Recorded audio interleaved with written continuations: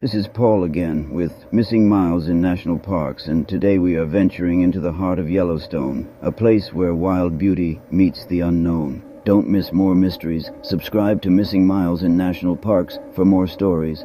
In these vast stretches of wilderness, some visitors have stepped into Yellowstone's embrace only to vanish without a trace. The park's mysteries linger in the shadows of towering pines and swirling geysers, where the line between natural wonder and the unexplained is hauntingly thin. Yet the same phenomenon is quietly unfolding far beyond the park's borders, not in forests but in frozen silence.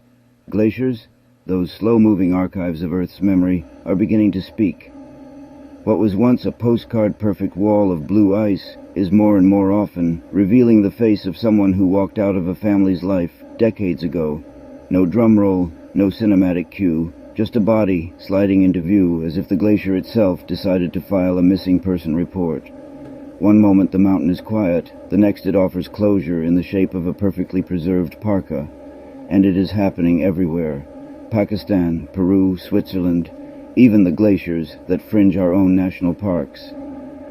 The ice is finally giving up its dead, and every thaw writes the final chapter to a story we thought was lost forever. To understand why, we must first understand what made these places such perfect hiding spots. Ice is patient. It keeps secrets for decades without a word. A crevasse opens, swallows a mountaineer, and the glacier zips itself closed behind him like a seam that never puckers.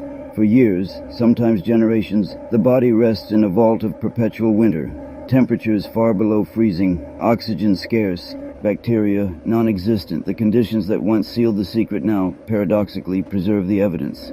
But the planet's thermostat is rising. Summers deepen the melt layer each year, and once a body sits within that softened horizon, gravity completes the exhumation.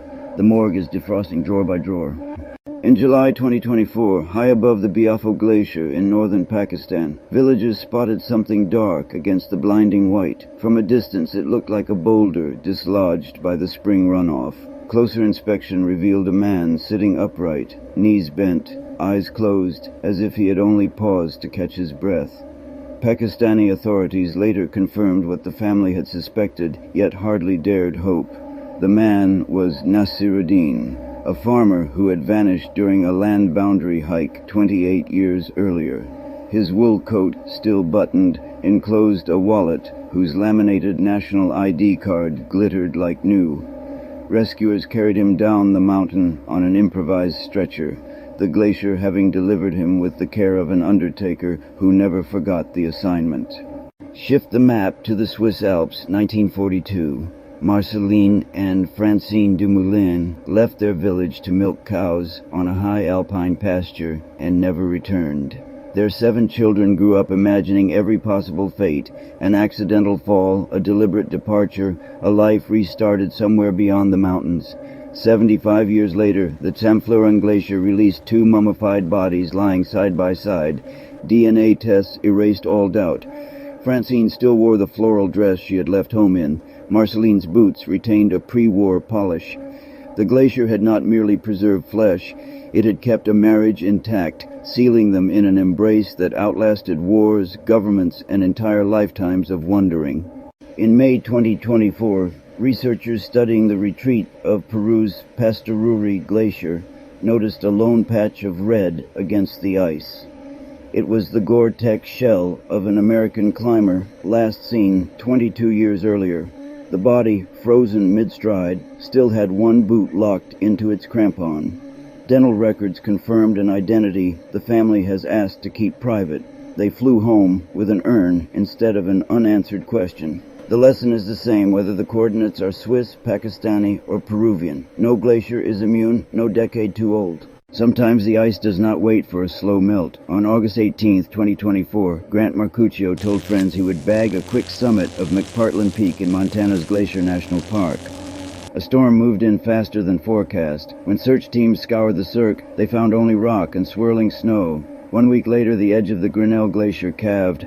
Grant's remains slid onto a moraine within sight of the ranger station. Cause of death: blunt force trauma consistent with a high fall. The mystery was never what had happened, it was how quickly the glacier chose to surrender its witness. The science can be stated in a single sentence: Glaciers are thinning at twice the rate they did in the 1990s. Warmer summers carve deeper melt layers, and once a body lies within that boundary, gravity and meltwater escort it into daylight. Picture tree rings in reverse. Instead of adding growth, the glacier peels back its own chronology. Every degree on the thermometer opens another drawer.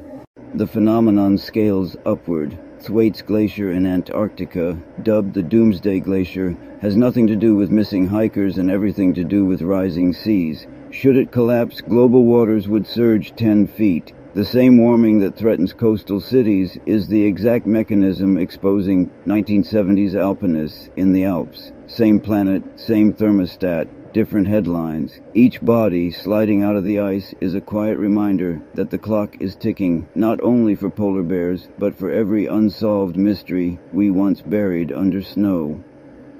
I spoke with a Swiss rescue pilot who has flown the Alps for 20 years. Off the record, he told me, "We used to look for missing people. Now we wait for the ice to hand them over."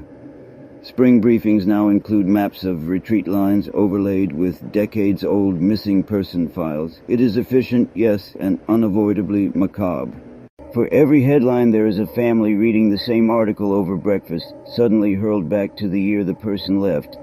Authorities now run victim services protocols at glacier recoveries with the same care given to plane crash sites. DNA swabs, dental charts, counseling teams, all stand in the shadow of crampons and ice axes. The science is fascinating, the human cost is immediate and raw.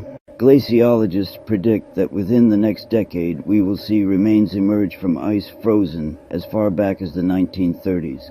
World War II aviators who crashed in the Himalayas, early Everest explorers, indigenous hunters trapped in Andean snowfields. The glacier is coughing up an entire century, one cold case at a time. All we have to do is keep watching and perhaps ask harder questions about why the planet is warming fast enough to make this possible. We once thought of glaciers as silent monuments, gravestones inscribed in a language we could not read. They are not silent anymore. Each returned wedding ring, each faded boot print, each folded note in a frozen pocket is being returned to daylight. The dead are finally coming home because the ice can no longer keep the secrets we entrusted to it.